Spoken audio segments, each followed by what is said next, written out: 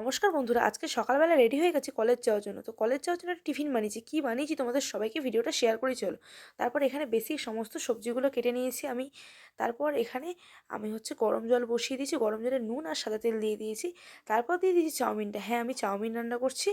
তারপর আমি কড়াতে অল্প করে তেল দিয়ে ডিমটাকে ফেটিয়ে ভালো করে ভেজে নিলাম। তো ভেজে নেওয়ার পর ডিমটা ভাজা হয়ে গেলে আমি কড়াতে আরেকটু তেল দেওয়ার পর অল্প করে গাজরগুলো ভাজা বসিয়ে দিলাম। গাজরগুলো হালকা ভাজা হয়ে গেলে ক্যাপসিকাম দিয়ে দিলাম। টেস্টের জন্য আমি নুন দিয়েছি, চিনিও দিয়েছি। এখানে তোমরা গোলমরিচও ইউজ করতে পারো। তারপর আমি দিয়েছি পেঁয়াজ কুচি। আর পেঁয়াজ কুচিটা আমার মনে হয় এরকম একটু বড় বড় করে চাউমিনে দিলে ভালো লাগে। তারপর দিয়েছি লঙ্কা কুচি। তারপর মাঝখানে আমি চাউমিনটাকে আবার জল ঝরাতে দিয়েছি।